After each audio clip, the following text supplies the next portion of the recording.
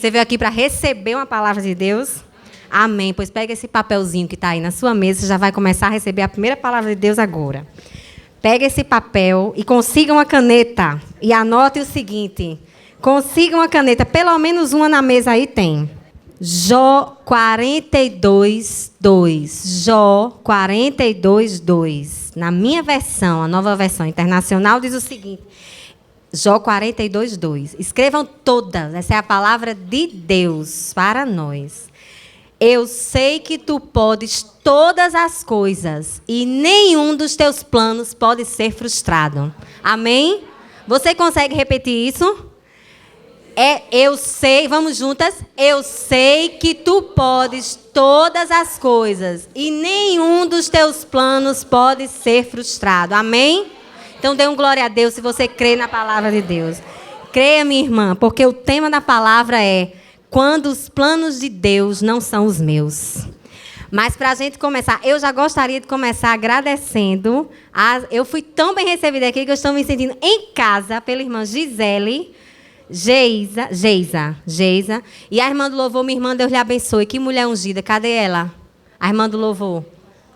Saiu ali, né? Que o pessoal vai tomar uma água. Pense numa mulher de Deus. A unção de Deus está sobre ela. Amém. A gente percebe. Gente, para poder falar da palavra de Deus, a gente precisa andar com alguém, não é verdade? E eu vou até pedir... Foi engraçado, porque quando o pastor Marcelo fez o contato comigo, ele disse, minha irmã, eu sou o pastor Marcelo. Amém. Eu gosto de receber contato de gente de outras denominações, que a gente é tudo irmão, povo de Deus. Eu gostaria que a irmã desse a palavra que você deu, tal palavra. Eu digo, mas, meu Jesus, porque... Pastor pode ser outro. Ele disse, não, irmã, eu gostaria essa palavra. Eu digo, então, amém, que o senhor que é o pastor, né? Está mais perto. Então, mandou, está mandado. Então, é isso aí. Para a gente poder entender, eu até gostaria de agradecer. Alguém perguntou, Davidson, o casado com Gisele, perguntou assim, eu gostaria de saber o seu currículo e uma foto sua. Eu digo, meu irmão, currículo meu não serve para nada. Veja bem, uma engenheira química serve para quê na igreja? Para nada. Só o povo perguntar assim, eu escuto muito assim, você é o quê mesmo? Porque assim, se fosse médico, psicólogo, psiquiatra, que é médico, biólogo, essas coisas mais a ver, né, com advogado, uma área mais humana da saúde, tem a ver, mas engenheiro químico mal serve para o Rio Grande do Norte. Você avalia para uma igreja. Então, assim, eu escuto muito isso. Ai, Juliana, você é o quê mesmo? É química, né? Negócio de laboratório?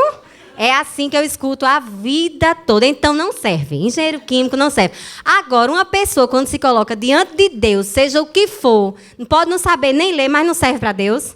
Então, eu estou me colocando diante de Deus. Amém? E passei a semana todinha pensando em vocês. Todinha dizendo, Senhor, me use, porque eu quero me esvaziar de mim. De todas as minhas... Lembra essa música de Nívia Soares? Eu amo. Nívia Soares é poder de Deus, né?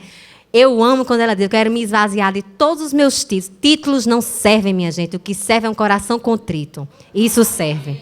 Então, é isso que eu quero aqui, que você esteja orando por mim, que eu quero me esvaziar de mim e ser cheio do Espírito Santo. Passei a semana todinha caningando os anjos do céu. Senhor, me ajude. Para poder a gente ficar assim, ó, pertinho. Tá bom? E conto com a oração de muita gente também. Meu nome é Juliana Leão, mas eu adorei que botaram Juliana Wesley. O Wesley é chique, mas é meu esposo. É pastor. Eu não tenho. Wesley é o nome dele. Então, eu sou Juliana Leão, é o meu sobrenome, mas a gente usa Wesley, que eu disse, amor, vou agora usar Juliana Wesley, que eu achei tão linda. Eu disse, tá bom, pode usar. Gente, nós vamos caminhar hoje com uma pessoa da Bíblia bem conhecida. E as minhas amigas ali, porque também... Eu não chamei ninguém para vir aqui, não, viu? Porque ninguém merece ouvir a mesma coisa 2 vezes. Mas elas vieram de toda forma. Mas tem coisa diferente aí no meio do caminho. Todo mundo já anotou o versículo? Aí daqui a pouco vocês vão escrever outra coisa, tá certo? Nós vamos hoje andar de mãos dadas com Moisés. Todas nós conhecemos a história de Moisés, não é verdade? Muito batida, rebatida. Meu filho tem 3 anos, sabe contar a história de Moisés direitinho. O menininho que ia morrer foi para o 6º. E que virou depois, cresceu junto com o faraó. E depois sabe a história direitinho. Então, imagine nós se não sabemos a história de Moisés. Moisés, ele é considerado... Você fale mal de qualquer pessoa, mas para um judeu, você não fale mal de Moisés. Moisés, ele é o profeta. Os judeus continuam esperando, a comunidade judaica continua esperando o Salvador até hoje, não é assim? Eu tive a oportunidade de conviver com a comunidade judaica por um bom tempo. Fui para a bar mitzvah, eu ia para os eventos, eu acho a coisa mais linda que eles são unidos, eles sabem a Bíblia deles decorada, é uma coisa linda. Mas eles falta o nosso Salvador para eles. Eu dizia, só falta Jesus na vida de vocês. Então falta tudo, né? E era interessante porque Moisés, quando eles fazem pai Moisés, pai Abraão, mas Moisés era pai, o grande profeta. Moisés, ele começou, a vida dele já era para ser um herói. Porque estava destinado à morte, já havia sido prometido a morte, foi ou não foi? E a mãe Joquebede disse, espera aí, meu filho não vai morrer não. Tudo escrito já, mas ela não sabia. Pegou uma cesta, betumou, colocou num rio e quem encontrou Moisés? Nada mais, nada menos que a filha de Faraó. Dizem que quem mandava no palácio naquela época era a filha de Faraó. Porque se fosse uma mulher sem muita personalidade, ia dizer, pai, deixe eu ficar com esse menino aqui para mim, achei no rio. Ele disse, quem é? Cara de judeu, matem. Mas ela não perguntou não, viu? Ela pegou Moisés e disse, nós vamos educar esse menino. E Moisés foi educado no que havia de melhor de toda a ciência da época. Não havia universidades ainda constituídas como conhecemos hoje, mas ele aprendeu sobre medicina, sobre matemática, sobre física, sobre artes. Moisés era um gênio. Só que Moisés sempre soube que ele era hebreu. Nós não chamamos judeu. Moisés, ele era hebreu e ele sempre soube disso. Ele tinha contato com a mãe dele. E o que aconteceu? Aos 40 anos de idade, e eu digo que Moisés ele estava assim no... Meu pai dizia muito isso, né? Vocês desculpem a expressão, mas é assim, ele diz que o ser humano na vida, ele começa a vida subindo um morro, chamado Morro da Besteira. O Morro da Besteira, começa a se achar muita coisa, aí sobe, e quando chega lá em cima, encontra Jesus, aí desce o morro. Começa a perceber que não é nada, não é ninguém, é pó. Então, Moisés estava no alto daquele morro, dizendo, mas eu sou muito inteligente, eu estou destinado a ser o primeiro homem do governo do faraó, que, por sinal, é meu irmão de criação. Então, está tudo resolvido. Porém, o que é que Moisés viu? Um egípcio lutando contra um hebreu. E ele fez o quê? Matou o egípcio. Está tudo na palavra, a gente já conhece essa história. Matou o egípcio, mas ele disse, tá, matei, está morto, tudo bem, joga na areia, enterra essa areia, porque os ventos mudam muito, ele vai, cobre de areia, está ótimo, mas teve testemunha. E dias depois, Moisés passeando, disse assim, entre os hebreus, ele estava na vila dos hebreus, disse assim, quando ele foi tentar apartar uma discussão, ele disse, quem é você? Que antes de ontem matou um egípcio. Aí Moisés faz o quê? Porque não adianta. Teve gente, a rádio peão funciona. Não é porque não tinha um WhatsApp que o faraó não ia saber. Sabia quase que imediatamente. Então, o que aconteceu? Moisés, vai-se embora. Vai-se embora e corre sem nada. Moisés, que se achava, estava sem nada nas mãos. Foi embora, foi para o deserto, não é assim? E no deserto... Por misericórdia, ele encontrou quem? Um homem que o acolheu, não é assim? Lembram disso? Quem era o homem? Jetro. Jetro o acolheu, Moisés então casou com uma das filhas de Jetro, Zípora, e vamos vivendo. E se passaram mais 40 anos. Gente, ele já tinha 80 anos, quando a história dele, que para ele já estava terminando, ainda não tinha nem começado. Não é verdade? A melhor parte ainda não tinha começado. Moisés, então, passou mais... A gente está resumindo 40 anos em 4 segundos. Mas Moisés, ele, então, passou 40 anos num deserto apacentando as ovelhas que não eram dele. As ovelhas eram de Jetro. Estava todo mundo em família. Os judeus têm até hoje esse hábito, gostam de morar muito perto uns dos outros, os familiares. Dá uma confusão, mas também é família, né? Família é família, tora todo mundo junto. E ele morava na mesma casa que o sogro. Então, ele ajudava Jetro e na cabeça dele, ele já tinha, sabe o morro? Ele já não tinha encontrado Jesus, não, mas já tinha descido o morro. Já estava lá embaixo, dizendo assim, eu não tenho valor, quem era eu?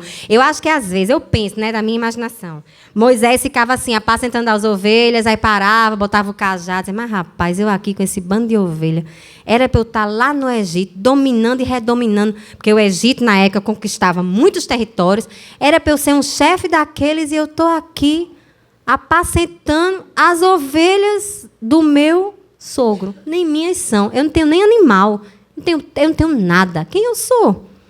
E passou muito tempo sem nenhum tipo de contato com as ciências. Então, ele começou a ficar pesado, a ficar amargurado, a ficar cansado, a dizer, não, tem condição não. Ele não falava com Deus, porque a essa época, Deus estava em silêncio. Deus passou quantos anos, minha gente, em silêncio? 400 anos em silêncio. Minha gente, se Deus passar 4 dias sem falar com você, você já está tirando o juízo de Deus.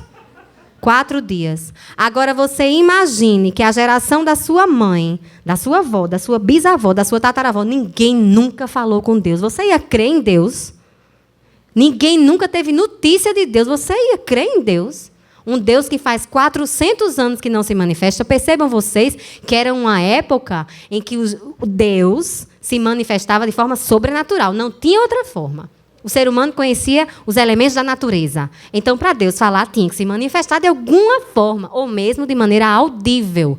Não tinha Jesus ainda. Ou através dos profetas. Ou através dos sacerdotes. E sacerdote era sacerdote, que vocês também conhecem a Bíblia e sabem a conversinha. Não tinha esse negócio de homem impuro, não. Entra o sacerdote. Aí vamos puxar a cordinha. Se vier, vê. Se não vier, está morto, porque tinha pecado. Então, assim, já pensou se fosse hoje assim? Já pensou se Deus queimasse quem pecasse? Misericórdia. Não tinha humanidade, bem dizer, né? Não tinha. Mas o tempo era esse. Então, Deus estava há 400 anos sem falar nada. Então, quando eles se referiam ao Deus, eles diziam, o Deus dos nossos ancestrais. Percebam isso na palavra, não é o Deus dos nossos pais, é o Deus dos nossos ancestrais. Moisés, dê uma pausa aí na história de Moisés. Vamos para o povo hebreu, cativo no Egito. Não tinha condição do povo hebreu não se misturar. Eles estavam há muitos e muitos anos ali. Homens e mulheres casavam entre si.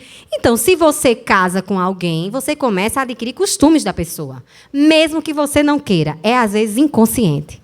Daqui a um pouco, você vai estar tão parecido com ele, com ela. Então, quando chegar na idade mais avançada, já estão muito parecidos. A personalidade de um imprime no outro. Imagine os hábitos. Então, o que aconteceu? O povo hebreu começou a idolatrar, porque os egípcios, eles tinham deuses para tudo. Tinha um Deus que fazia chover e um Deus que fazia cessar a chuva. Tinha um Deus que fazia do solo e o Deus que secava o solo. Tinha o Deus sol, o Deus lua, qualquer animal era Deus também. Então, eles tinham muitos e muitos deuses, naturais e não naturais. Eles adoravam a todos e promoviam muitos sacrifícios por causa disso, sacrifício humano, inclusive. E os hebreus passaram anos e anos sendo ensinados na cultura egípcia. O que Deus ia fazer? Deus, que tinha criado todo aquele povo, não me perguntem por quê, teologicamente, já procurei, reprocurei, Deus escolheu o povo hebreu. E está lá em João. Ele os escolheu, veio para eles, mas os que eram dele não o receberam. Até hoje. Mas Deus escolheu esse povo, minha gente. E nós somos descendentes deles. Amém? Nós estamos na descendência desse povo. Olha só que coisa linda. Toda a palavra de Deus, ela aponta para uma coisa só. Que é o quem? Que é quem? Para Jesus. A palavra de Deus, o Velho Testamento, aponta todo para Jesus. Todo ele. E a gente vai ver agora. Chegou um dia que Moisés estava muito bem no pasto, quando de repente ele vê uma plantinha pegando fogo. Isso aí, não acredito não. Aqui não tem muito isso, né? Vou lá ver o que é que aconteceu com essa planta. Quando ele chega perto, quem não leu esse livro, leia. A sarça ainda arde. É velho esse livro, é antigo, mas é muito bom. Ele chegou perto e ele ouviu uma voz dizendo o quê? Tire as sandálias dos seus pés, porque onde você está pisando é lugar santo. Olha só, minha gente, não tinha templo de concreto. Deus se manifestando num deserto. E aí o que foi então? Vamos abrir a palavra de Deus no livro do Êxodo, capítulo de número 2 ainda.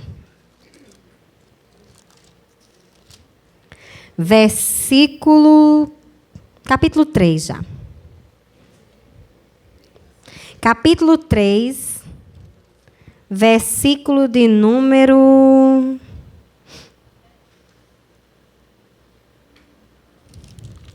Deixa eu ver aqui bem. Versículo 3.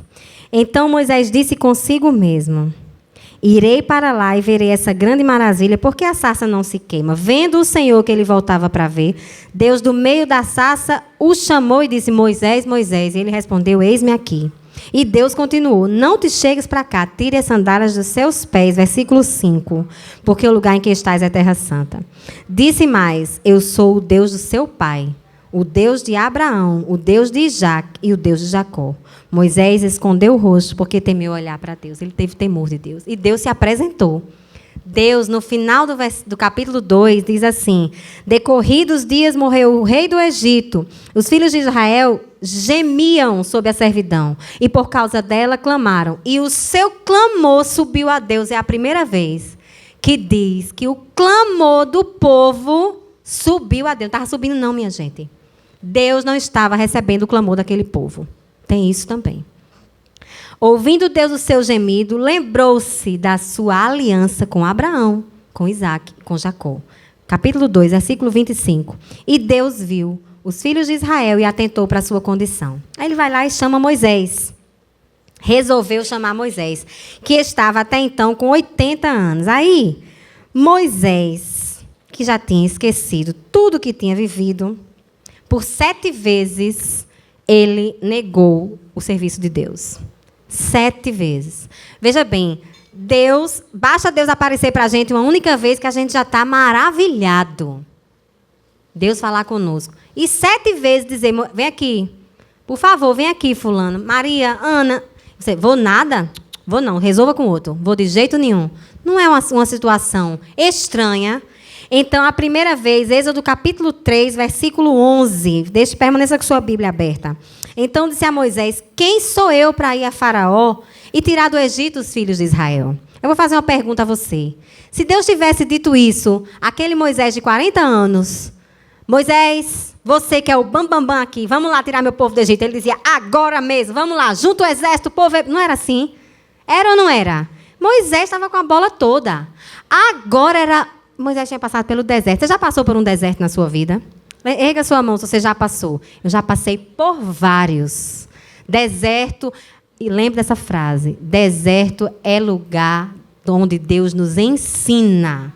Deserto é o lugar onde Deus nos ensina. Minha gente, não agora.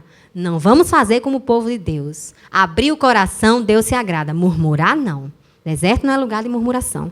Para a gente não ficar 40 anos dando volta até chegar na terra prometida.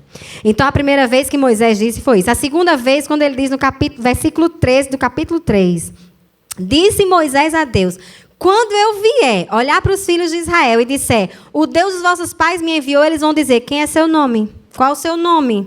O que é que eu vou dizer? Gente, Moisés não queria dizer nem qual era o nome dele. Segunda vez. Terceira vez, Êxodo 4, versículo 1.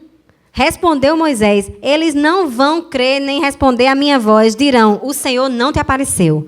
Gente, vocês percebem que aqui está se configurando uma pessoa totalmente descrente de si mesmo? Percebem isso? Deus falando com eles, dizendo: Moisés, é você que vai. Dizendo: vou nada, vou de jeito nenhum. Aí vem para a 4ª vez, capítulo 4, versículo 10. Então disse Moisés ao Senhor: ah, Senhor, eu nunca fui eloquente, nem outrora e nem depois que tu falastes a mim. Eu sou pesado de boca e de língua. Dizem que Moisés era gago. Dizem. Ele também não queria ir. A 5ª vez ele manda Deus já dando ordem. Ele, versículo 13 do capítulo 4, ele porém respondeu: Senhor, envia aquele que hás de enviar, menos a mim.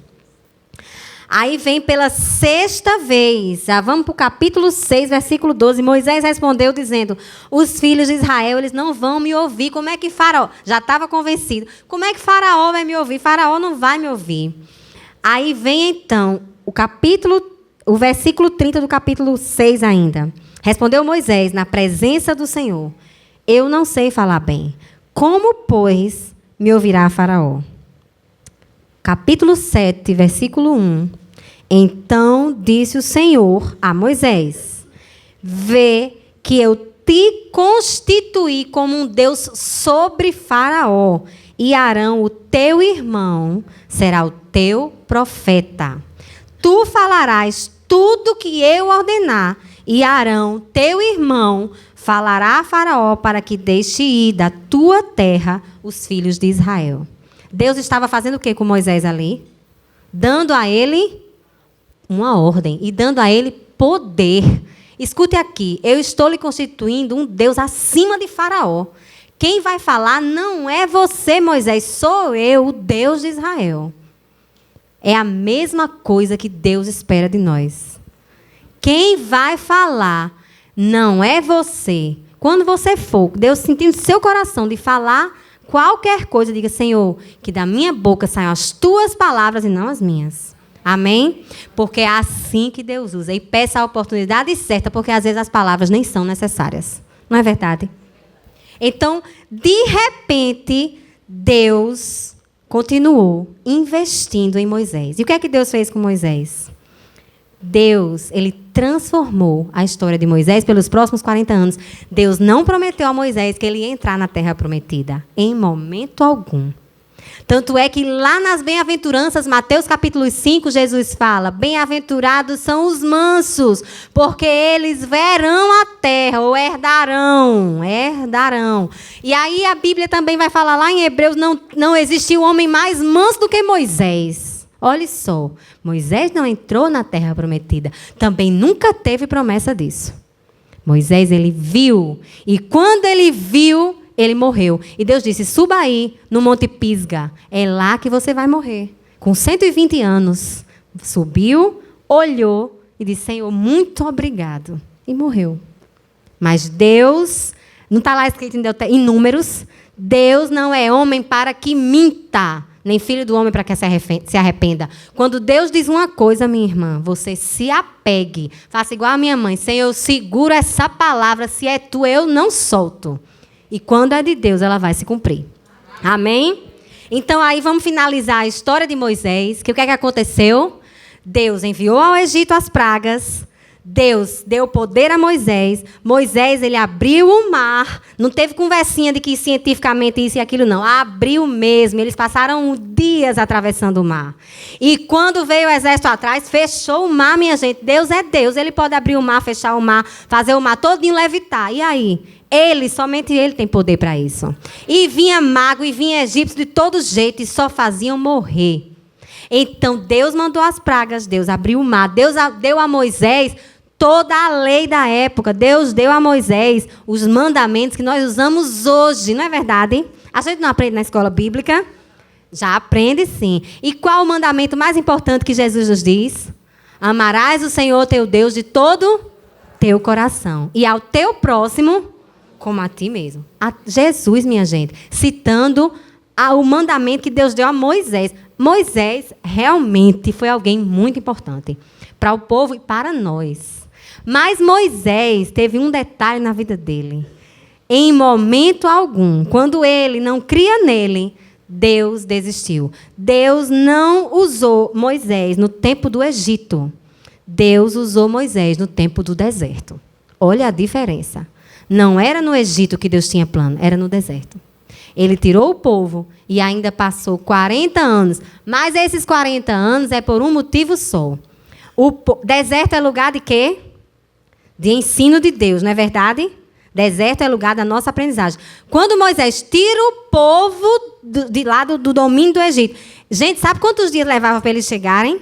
Quem sabe quantos dias levava de lá onde estava do Egito até Canaã? 40 dias eles chegavam. Dias. Eles chegaram a um ponto lá do deserto que eles ficaram andando em círculos. Mas por quê, minha gente? Porque deserto é lugar de escola. O povo vinha murmurando. A dizer, porque não tem comida, viu, Moisés? Tem comida não pra gente. Aí vinha o maná. Esse maná todo dia, aí vinha o quê que Deus mandava? Codornas, codornizes. Aí, de novo isso. O povo gostava de murmurar. Gente, murmuração é o contrário da adoração. Deus não se agrada de murmuradores. Deus está interessado no nosso coração, em ver quais são as intenções do nosso coração. E dizer, Senhor, dói, está difícil, Mas eu creio, foi isso que Moisés fez. Quando Moisés disse, peraí, é o Senhor que está falando comigo, eu vou, tudo mudou. E ele, então, cumpriu o plano de Deus. Vocês acham que Moisés, quando nasceu, sabia que era ele que ia fazer todo esse movimento, e até hoje aqui, de 14 de abril de 2018, está sendo falado para um monte de mulher, que ele nunca pensou que fosse existir? Minha gente, Moisés foi um homem muito importante, porque a história dele está na Bíblia para nos ensinar. Não é a minha história que está na Bíblia. É a de Moisés, é a de Jesus, é a de João, o Batista, é a de tantos homens aqui. A palavra de Deus é para nos ensinar e para a gente receber, porque é a palavra de Deus. Amém? E aí a gente vem, então, para o ponto que eu digo que é o coração dessa palavra que Deus me deu. A palavra sobre Moisés, Deus me deu no ano de 2017. Eu estava passando por um deserto na minha vida, assim, que eu só fazia chorar. Eu e Deus. Porque eu tenho uma característica, eu sou uma pessoa alegre. Isso é fruto do Espírito. Eu não tenho o fruto completo, não. Peço a Deus. Era para eu ter, né? Que é um fruto só. Mas tem coisas que eu não tenho, não. Paciência, por exemplo, é pouca. Mas a alegria é muita. Então, eu sou uma pessoa alegre. Dificilmente você vai me ver triste, abatida, chorando. Só quem me conhece muito no íntimo. Então, essa é uma característica minha. Mas o ano de 2017 foi muito difícil para mim. Muito difícil. Por vários motivos, e eu vou contar para vocês.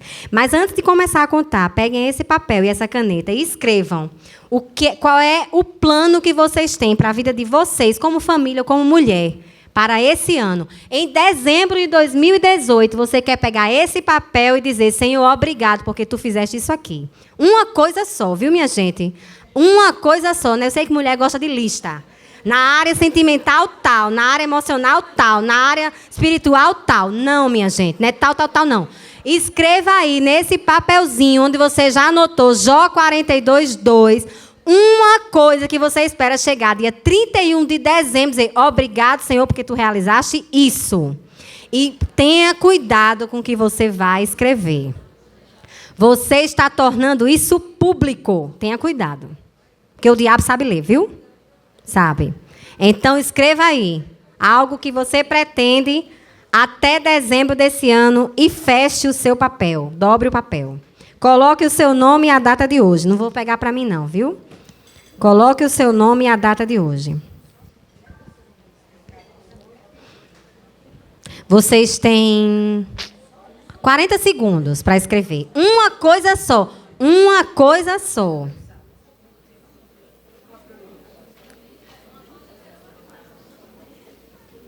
Pode ser a conversão do seu esposo, pode ser salvação da sua mãe, pode ser o retorno do seu casamento, pode ser um casamento. Mulher pede essas coisas assim, alto, né? Se fosse homem era assim, trocar de carro, tem isso também, né? Sem querer criticar pela crítica, assim, melhorar um pouco, assim, né? Mas mulher é uma coisa mais elevada.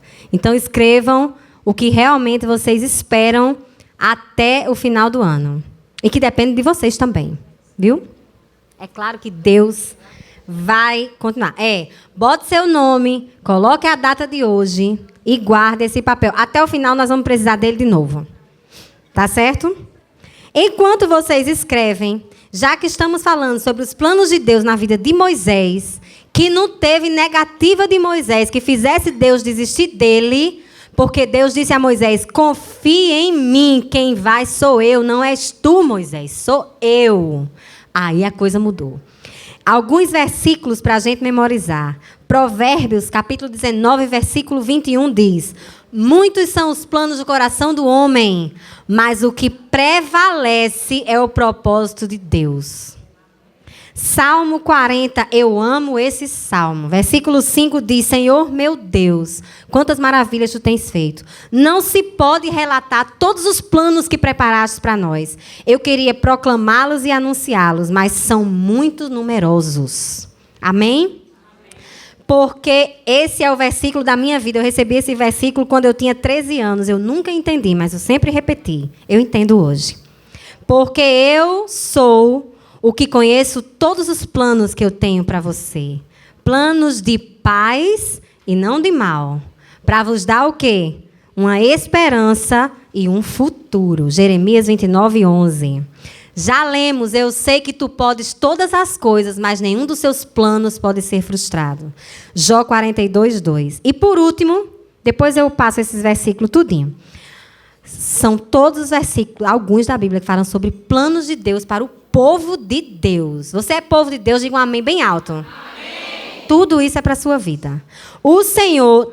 Gente, olha que coisa tremenda. Davi estava muito inspirado. Eu sou fã de Davi. O Senhor desfaz os planos de uma nação. Frustra o propósito de um povo. Mas os planos de Deus permanecem para sempre. E os propósitos do Senhor por todas as gerações. Amém? Nessa fim de tarde, início de noite, nós vamos profetizar sobre as gerações futuras que virão de nós. As gerações que virão de nós e que nós diremos, é teu, Senhor. Os meus filhos, os que virão deles. Se você não tem filhos, seus sobrinhos, os seus netos, é povo de Deus. Amém? Quando a Bíblia fala, eu e minha casa serviremos ao Senhor, não foi para um homem da Bíblia, não. É promessa para o povo de Deus. Mas, minha irmã, para a pipa subir, o vento é contrário. Então, o joelho, olha, tem que estar dobrado, viu? Para você ver, contemplar as maravilhas de Deus, Ele quer o seu coração, Ele só pede isso.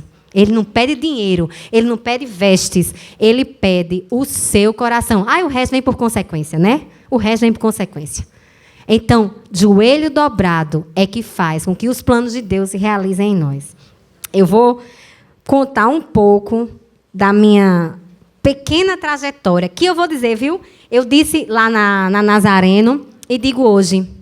Eu nem disse que eu sou Nazareno, né, minha gente? Que é tudo povo de Deus, a gente é assim, do coração aberto. Eu sou da igreja Nazareno, daquela dali perto da Bernardo Vieira. Ninguém está convidado para ficar lá, mas que se quiser visitar, vai ser muito bem-vindo. Procure Juliana, que eu vou lhe dar um abraço, viu? Mas volte para a sua igreja. Amém? Gente, aí olha só. O que é interessante. Quando eu tinha 13 anos, eu recebi de Deus uma palavra. De Deus mesmo. Eu sou uma pessoa muito racional. Quando Deus fala comigo, Ele normalmente fala de uma forma que eu não tenho dúvida que foi Deus falando. Porque sou racional demais. E vocês vão entender o motivo. Eu sempre fiz planos para a minha vida. Eu sou muito, muito, muito, muito planejada para tudo. Eu não sou nada assim. Eu sou do planejamento. Não tem gente que é assim, do planejamento? Mas não sou aquele planejamento chato, não. Então, aos 13 anos, eu programei minha vida. Vejam bem. Eu iria fazer engenharia química. E depois de fazer engenharia química, eu ia fazer mestrado. Eu não ia terminar o meu curso aqui. Eu ia fazer mestrado, doutorado já na França. Eu ia casar por lá, ter filhos por lá e ficar por lá. E ia um dia ganhar um prêmio, tipo assim, um Nobel. Era mais ou menos isso que eu pensava. Veja bem. Claro que está todo mundo rindo, que eu não estou na França, né? Então, eu pensava mais ou menos isso. Que eu ia ganhar um Nobel um dia, porque eu sempre gostei de estudar. Eu sempre fui bem estudiosa. Estudiosa, aquela pessoa disciplinada para estudo, de gostar de número e tal. Sempre fui assim. Então, estava tudo planejado. E quando eu fiz, na época era vestibular ainda, que eu sou das antigas, prestei vestibular para engenharia química, passei. E na época eu passei em primeiro lugar de toda a universidade. Aí já foi faixas, cartazes. Eu estava subindo, eu tinha 16 anos, mas eu estava subindo aquele morro, sabe? Tipo assim, eu pensava, menina, uau, e eu... pois é, né? Que legal. Com 16 anos. Aí eu nasci em um lar que não era cristão, mas minha mãe se converteu. A história está meio recortada. Minha mãe se converteu quando eu tinha 3 anos. Meu pai era ateu. Era engenheiro também, eletricista. Mas era ateu. Ateu convicto. E muito inteligente. Meu pai também fez mestrado, doutorado. Era muito conceituado na área dele. Até que um dia ele teve uma depressão profunda, a ponto de querer morrer. Vocês vão entender por que eu estou contando do meu pai. Não querer morrer, mandou eu e meus irmãos, eu tenho mais 2 irmãos, eu e meus irmãos para a casa dos meus avós. Ele não queria mais ver os filhos, ele era uma pessoa muito família. Meu pai nunca teve vício, ele era um ateu, mas era um ateu que faltava Jesus, porque ele não tinha vício, ele era um homem de família, era um homem correto. Sempre fui admirado por isso. E aí ele entrou na depressão e falou para minha mãe, eu quero morrer, eu não quero. Meu pai era aquele ateu que, apesar da minha mãe ter carro, ele dizia, se você quiser ir para aquela gaiola de doido, que era a igreja, vá de ônibus, leve os 3. Eu tinha 3, meu irmão 2, minha irmã 1. E vá de ônibus, de carro você não vai. E nem volte. Era assim. E ela ia, viu? E ela ia, a bichinha perseverante. E foi, continuou, e orou, até que meu pai teve essa depressão. E ele teve um problema de saúde. A perna dele ficou... na verdade, ele sofreu um acidente, a perna dele gangrenou. A perna ia ser amputada. E ele, que nunca tinha lido a Bíblia, meu pai... Olha só, eu sou muito parecida com meu pai. Todo mundo fala que eu sou a cópia. Ele nunca tinha lido a Bíblia, de repente, ele viu uma luz invadindo o quarto dele e dizendo: Bernardo, levante-se daí, eu te chamo pelo meu nome, tu és meu. Abra a Bíblia a visão que ele teve, que não viu a face, ele supõe que era Jesus. A visão que ele teve falou com ele em Isaías 42. Eis o meu servo. Nesse dia, foi assim que meu pai se converteu. Pronto. Nesse dia, minha mãe estava tomando banho, ele deu um grito, se levantou, a perna estava boa. Foi curado na mesma hora. Olha só que negócio. Foi curado, se levantou e disse: vamos para uma igreja agora que eu quero aceitar Jesus. E foi assim que ele se converteu. Glória a Deus, eu tinha 3 anos quando a minha mãe se converteu. Há 3 anos a minha mãe se converteu. Eu já era bem mais íamos para a igreja com minha mãe e eu já era bem mais velha quando meu pai se converteu. Mas meu pai era o meu herói. Eu entrei na faculdade de engenharia por causa dele. Eu era tão a cópia dele que eu queria seguir todos os passos. E ele me dava toda a minha rotina do que fazer. E eu, muito disciplinada, seguia tudo. Então, assim, eu acho que ele ficou mais feliz de eu ter passado bem do que eu mesmo, né? Mas ele sempre dizia: cuidado com o morro da besteira. Eu acho que você está subindo esse morro, você já devia estar descendo. Ele dizia isso. Meu pai faleceu aos 42 anos de vida. Eu tinha 18. Meu pai morreu de câncer. Porque, veja bem, meu pai era fumante. Quando ele se converteu, ele não deixou de ser fumante. Deus o curou de muitas coisas, mas de câncer não curou. Ele morreu quando ele tinha 42 anos, eu tinha 18. E aí foi interessante, porque eu tive uma experiência sobrenatural com Deus nesse dia. Deus falou para o meu pai que ele ia morrer, avisou a minha mãe que meu pai ia morrer, estavam todos conformados, menos eu. Então, meu pai ele fez cirurgias, ele fez 7 cirurgias na cabeça porque ele teve metástase no cérebro, mas ele nunca ficou inconsciente. Nunca. Mas ele conversava muito comigo, ele dizia que eu precisava ser evangelizada, que eu achava que era crente, mas eu não era, porque eu questionava a Deus demais. E aí, quando eu entrei no quarto do meu pai, morrendo, sempre quando eu entrava no quarto no São Lucas, meu pai, que já estava em estado terminal, foram 2 anos, dos 40 aos 42, ele se tratou, fez tudo possível. Quando eu entrei no quarto, eu dizia: pai, e aí, tudo bem? Ele sempre dizia: tudo ótimo, se melhorar, estraga. Nesse dia, ele fez assim: hoje não. Aí minha mãe já tinha ligado, avisado: venham para o hospital agora, cedo, porque seu pai quer falar com vocês. Foi assim. Eu entrei no banheiro, era o 3º andar de São Lucas. Eu entrei no banheiro, como sempre, eu sou racional, eu subi no sanitário, tem um negócio aqui. Olhei pela janela e falei: eu vou pular. Porque meu pai já vai morrer, eu morro junto e está tudo resolvido. Mas eu pensei: 3º andar não dá para morrer. Eu vou ficar bem traumatizada, vai ser pior, eu vou ficar horrorosa, não vou casar, não vou fazer nada, vou destruir a vida da minha mãe. Eu pensei tudo isso em segundos. Era um pensamento, eu tinha 18 anos. Eu fiquei desesperada, porque o meu pai, meu herói, meu tudo na minha vida estava indo embora. E eu ia ficar muito jovem sem o meu pai. E aí eu falei para Deus, estava chovendo nesse dia, bem forte. Era muito cedo de manhã.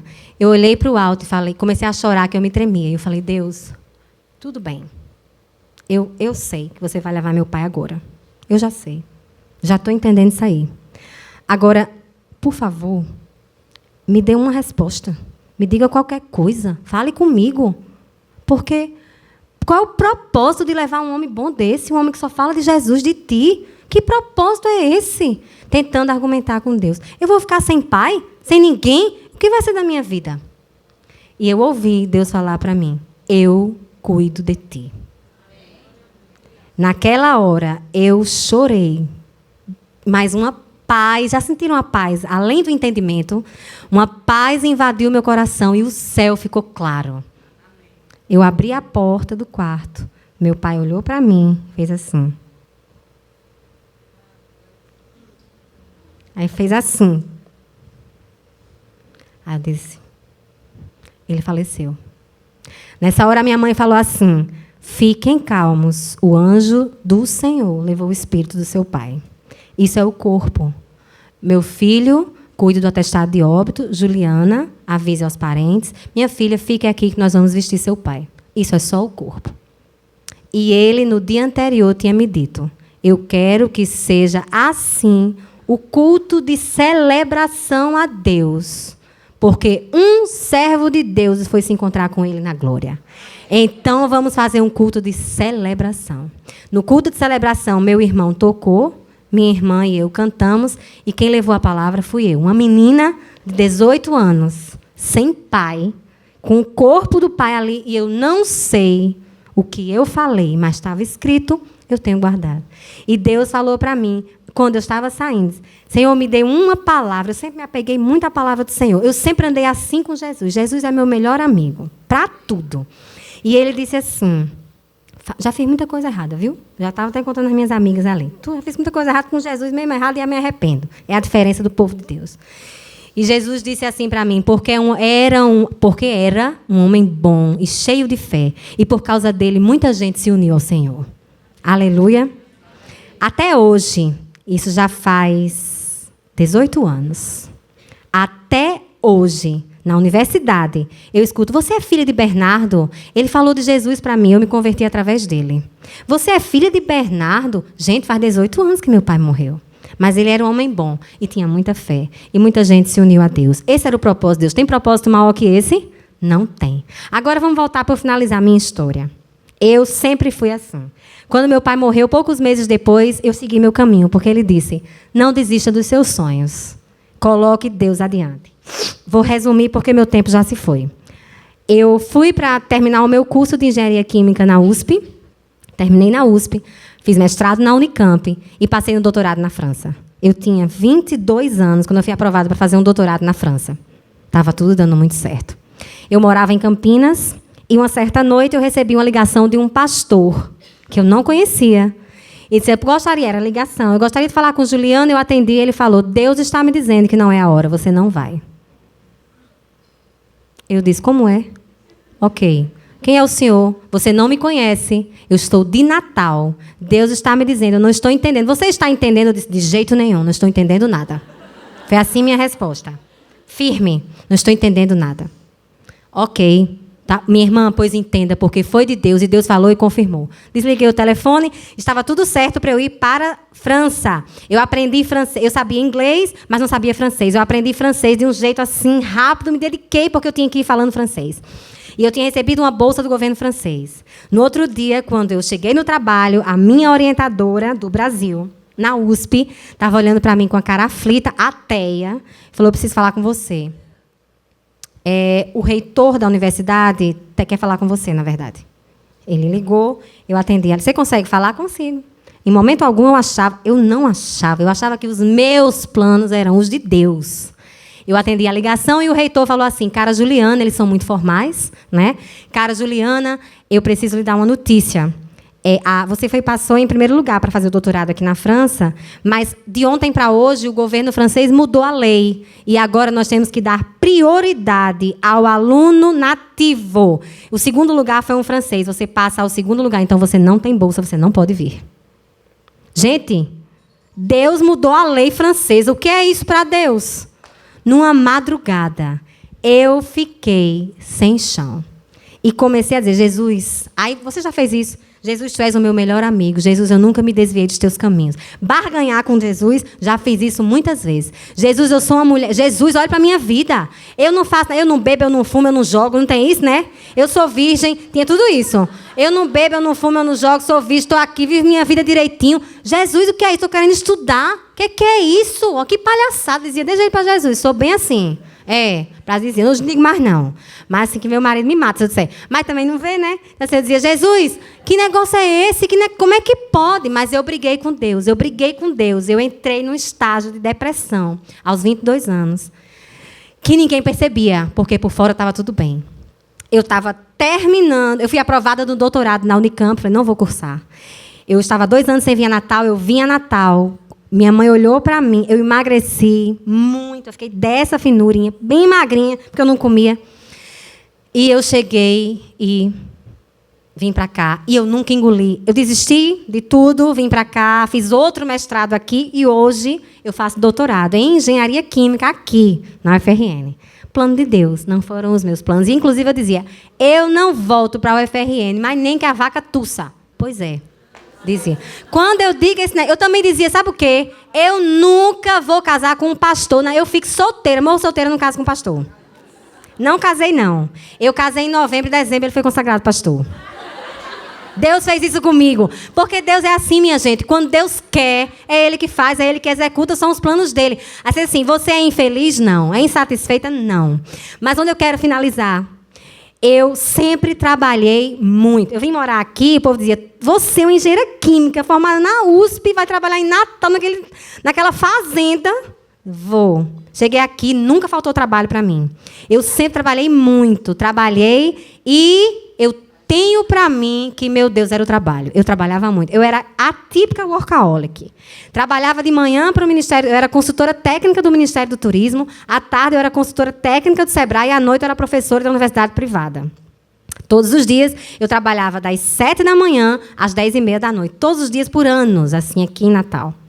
Até que, de repente, eu passei no doutorado aqui. Eu falei, eu vou fazer esse negócio. E o doutorado exigiu, você, para ser aluna, tem que sair de tudo. Não dá para continuar dessa rotina, não dá nem para fazer disciplinas. Ok, eu saio porque, né? Depois eu volto. Mas em 2017, eu fui professora substituta muitas vezes. Em 2017, todas as portas de emprego se fecharam para mim. Todas. Eu não saí de nenhum dos meus contratos de trabalho pela porta de trás, não, viu? Eu sempre fiz questão de honrar a palavra de Deus. Eu sempre tentei ser uma profissional ética, coerente e honrar a palavra de Deus. Todo mundo sabe que eu sou cristã. Eu estou falando em nome de Jesus. Então, eu não posso ser um profissional, né, mais ou menos, medíocre. Não. Mas não tinha emprego para mim. Não tinha. Em 2017, eu cheguei no fundo do poço. Dizer, Senhor, eu estou precisando de um trabalho. Eu preciso ajudar dentro da minha casa. Porque se vocês quiserem me chamar, eu sei que eu estou passando na hora, se vocês quiserem me chamar de novo, eu conto a história do meu casamento, que é um negócio assim. Eu nunca contei lá na Nazaré, né? Vou contar. É um negócio totalmente sobrenatural. Porque, sabe, duas pessoas que nunca dariam certo? Pois eu e meu marido. E deu. Eu casei, ele estudava para ser juiz federal, já estava nas etapas do concurso, e eu na bambambam de tantos empregos, né? Que ele dizia, a gente vai ter tempo de se encontrar. E era assim. Mas hoje... Ele advogava e ele, com o tempo... Para vocês terem ideia, só para terminar... Olha só os planos de Deus, já sabe terminar 10 vezes. Deus chamou... Olha, meu marido tem isso em comum comigo. Deus chamou o meu marido para o ministério, que eu dizia assim, quando eu comecei a namorar com ele, falei, você vai ser pastor? Ele, de jeito nenhum. Tem uma certeza que eu tenho, é que eu não vou ser pastor. Disse, amém. É de Deus, então. Podemos casar. Começamos... Eu vi o meu marido, quando eu estava saindo de um relacionamento cristão, eu vi o meu marido num congresso, nem era a minha igreja, nem era a igreja dele, e Deus estava falando com um pastor lá na frente, e disse assim, olhe para frente agora, e eis a resposta à sua pergunta. Na hora eu tinha dito, Senhor, com quem é que eu vou casar? Tirei uma foto, viu, minha gente? Eu tirei uma foto, eu não conheci meu marido nesse dia, não. Ele estava de cabeça baixa, de mãos levantadas. Aí eu disse, meu irmão, quem é aquele ali? Não, tu já está de olho, tu estava namorando agorinha? Eu não conheci ele esse dia. Nunca planejei, nunca fui atrás. Nós nos encontramos no acaso de Deus. Porque para Deus não tem acaso, não. E foi assim. E eu que dizia, e ele dizia, você vai ser pastor? Não. Aí um belo dia, meu marido é convidado para fazer parte de um retiro, onde Russell Shedd era o preletor. Aí ele, Ju, eu vou, eu disse, vá, menino, vá, não, mas o escritório, não, o escritório deixa aqui, advogado. Foi. Aí ele mandou uma mensagem, Ju, é um retiro para pastores, só eu não sou pastor. Então tem uma coisa errada, volte. Pelo amor de Deus, não fique nesse negócio aí não, tem nada a ver isso aí não. Naquela noite, Russell Shedd estava pregando, disse, neste lugar, com aquela bondade que aquele homem era. Russell Shedd é bem conhecido.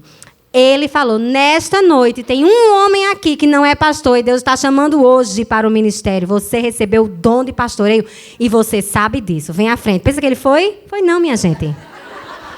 Quando terminou, esse amor tinha quase depois de Russell Shedd, era o anjo Gabriel. Quando terminou, Russell Shedd disse, eu estava falando com você. Aí, meu marido, não é assim feito eu não. É uma calma e paciente, ele levita. Meu marido é calmo, a vida toda. É calmo, falou, comigo, com você, irmão, Deus está te chamando para o ministério. Ele se tremeu todo, Juliano não vai casar comigo, a gente estava noivo. Juliano vai casar comigo. Naquela noite, Deus falou comigo. Porque eu sempre tive um sonho. Eu sempre tinha um sonho recorrente que eu dizia, está repreendido em nome de Jesus. Eu não vou ser mulher de pastor. Porque, mas, gente, meu avô era pastor, meu tio pastor. Eu morei na casa do meu tio pastor. E convivi com muitos pastores. Vida de família de pastor é difícil, minha gente. É muito difícil. Então, você ore pelo seu pastor. Amém? E ore pelo pastor Nazareno também, amém? Amém. Vida de pastor não é fácil, não. É sacerdócio. E a gente ama. Então, quando eu estava no fundo do poço, dizendo, Senhor, que propósito tem minha vida? Eu não tenho valor nenhum. Olha como eu estava, mentira de Satanás na cabeça. Quando Deus diz pra gente, você tem valor. Você tem o meu espírito. Você é princesa do Senhor. É isso que Deus diz pra gente. Você é uma mulher honrosa.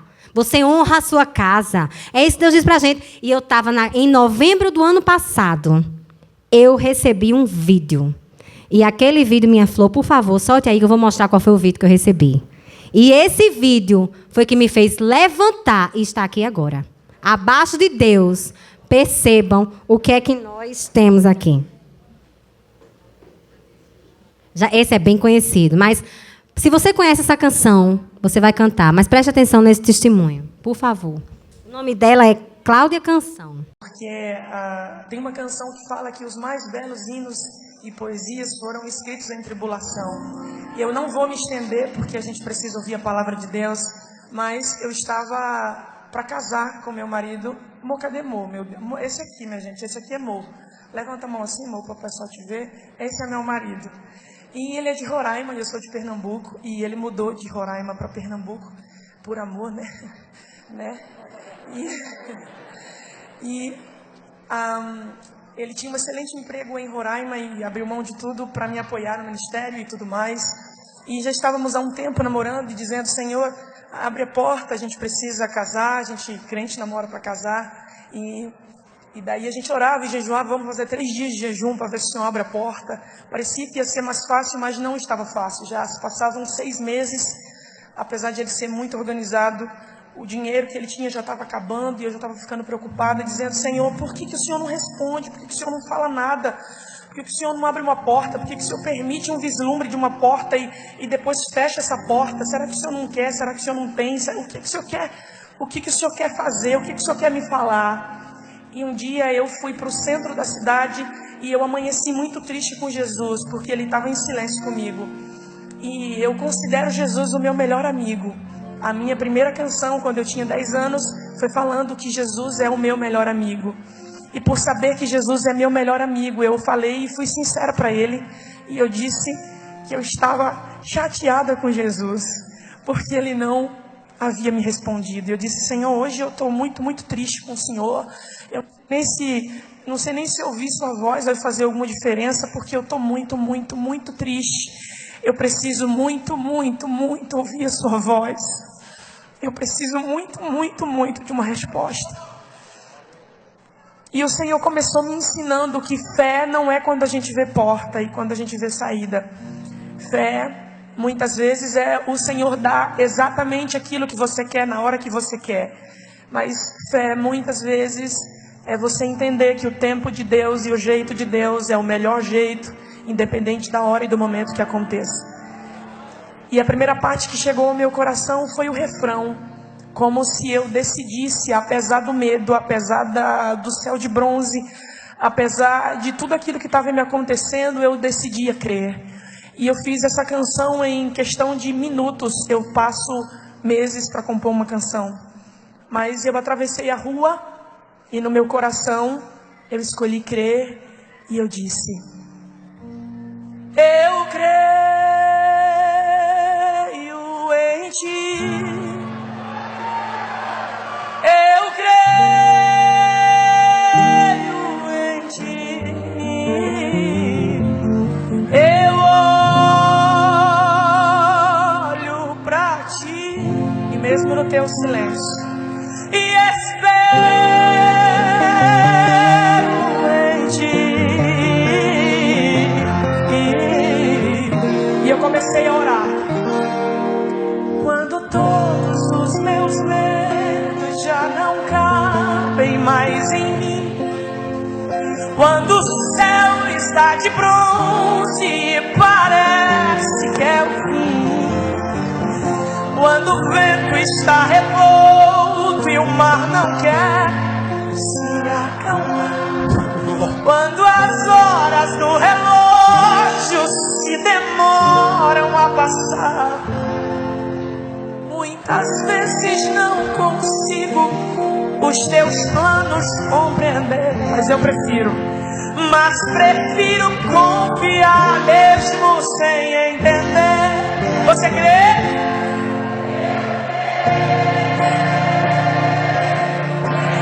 A gente escolhe igrejas. Eu creio em ti, eu olho pra ti e espero em ti.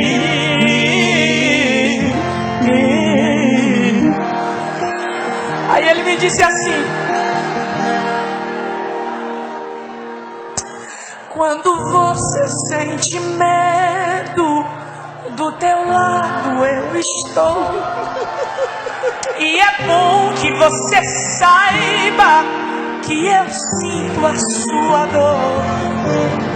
Nunca, nunca se esqueça que aquele mar eu posso acalmar, e que eu sei o tempo certo da vitória te entregar.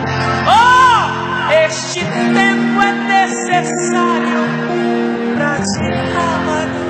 E depois tem novidade pra você. Tem. Eu cuido de ti. Eu cuido de ti. Descansa em mim. Começa a sorrir. Pensou que acabou, foi? Tem mais! O que eu tenho é bem melhor, pois só eu sei do amanhã. Então recebe o abraço meu, pois da tua vida cuido. Jesus! Eu cuido de ti. Gente, vamos continuar no espírito de oração. Glória a Deus. Pega esse papel que você ainda... Abra seus olhos, pega esse papel que você anotou, bote perto do seu coração. E vamos fazer uma oração juntas.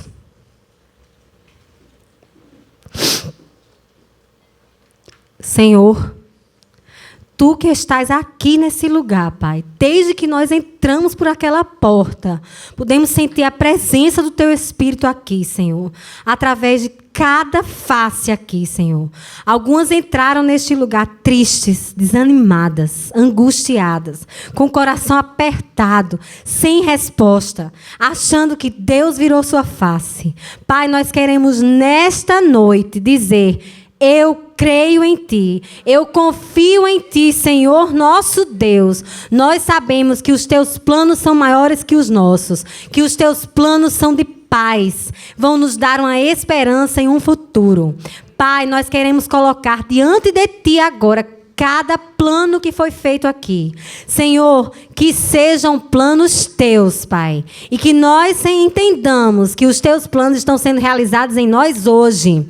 Apesar de não estarmos exatamente onde gostaríamos ou como gostaríamos, nós temos a certeza e convicção, por fé, que Tu estás realizando a Tua vontade em nós. Senhor, recebe a nossa oração agora, Senhor. Estamos ligando na terra para que seja ligado no céu, Pai. E com a nossa boca confessamos e dizemos: Eu confio no Senhor dos Senhores, no Rei dos Reis, aquele que frustra os planos de uma nação, aquele que muda a lei, aquele que assina um papel, aquele que é capaz de executar milagres, que faz da infértil gerar filhos, que faz o paralítico andar. Senhor, Tu és o mesmo Deus de ontem e de hoje, Pai. Nós queremos ver e viver, Senhor, a Tua palavra, os Teus milagres em nós, Senhor.